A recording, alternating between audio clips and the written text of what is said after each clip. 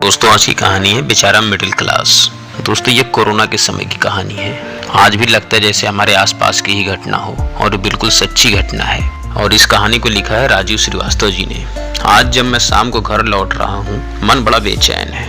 आजकल कोरोना नामक बीमारी के चलते पूरे देश में लॉकडाउन चल रहा है। मैं चूंकि बैंक में काम करता हूँ, इस समय भी जरूरी सेवा में होने के कारण मुझे नौकरी पे जाना होता है। हाँ, तो मैं शाम के समय बैंक से निकलकर जब घर की तरफ आ रहा था, मेन रोड से ना आकर मैं शॉर्टकट के चक्कर में बीच में पड़ने वाली झुग्गी झोपड़ी के रास्ते से आ रहा था। स्कूटर को जैसे ही झुग्गी वाले रास्ते पर मोड़ा तो देखा कोई स्वयंसेवी संस्था गरीबों की बस्ती में दूध, फल आदि सामग्री बांट रही है। मन में विचार आया कि चलो अच्छा है, कोई तो इन गरीब परिवारों के सुध ले रहा है। सभी लोगों ने मुंह ढक रखा था, एक दूसरे से दूरी रखते हुए लाइन बना रखी थी। मैं किनारे से निकल रहा था, तभी चोर चोर की आवाज आई। आगे बढ़कर देखा एक 35-40 साल का व्यक्ति सिर झुकाए खड़ा था। 3-4 लोग उसे घेर कर खड़े थे और एक व्यक्ति ने उसकी कलाई पकड़ रखी थी। उस व्यक्ति के हाथ में एक दूध की थैली थी। क्यों बे, जब मुफ्त में सामान हम दे रहे हैं तो तू चोरी क्यों कर रहा है? एक नेता टाइप के व्यक्ति ने जोर से पूछा।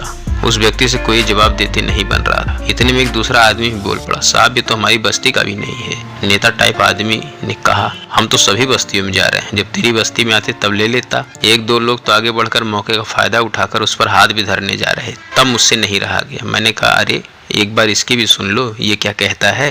नेता जैसे आदमी ने कहा, अरे साहब आप कहाँ इन चक्करों में पड़ते हैं, हमारा तो ऐसों से पाला रोज पड़ता है। तभी वो व्यक्ति सुबक पड़ा, भरे गले से बोला, साहब ना तो मैं कोई चोर हूँ, ना मैं कोई गरीब मजदूर। इस लॉकडाउन में हमारी कमर तोड़ दी। मैं एक छोटा दुकानदार हूँ। आजकल दुकान बंद हुई तो गले में 2-2.5 हजार रुपए थे, लेकर घर आ गया। आज 10 दिन हो गए, सारे पैसे इतने दिनों में खर्च हो गए। राशन सब्जी लेने में बिल्कुल पैसे नहीं बचे घर में, बाकी सब है, बस दूध नहीं है। दूध लेने के पैसे भी नहीं बचे। 6 महीने की छोटी बच्ची दूध के लिए बिलबिला रही है। उसकी तड़फ नहीं देखी गई, इसलिए मुझसे हरकत हो गई। मुझे पता है कोई मेरी बस्ती में सामान देने नहीं आएगा, क्योंकि वो कोई गरीबों की बस्ती तो है नहीं। इतना कहकर वो फूट फूट कर रो पड़ा। मैं वहां से तो चल दिया, लेकिन मन तभी से बेचैन है और सोच रहा हूँ कि आज के इस समय में ना जाने कितने होंगे ऐसे बेचारे मिडिल क्लास, जिनकी इज्जत बस अब उतरी कि तब उतरी। यहाँ तक कहानी सुनने के लिए आप सबका बहुत बहुत धन्यवाद। कहानी पसंद आई तो लाइक, शेयर, सब्सक्राइब जरूर करें।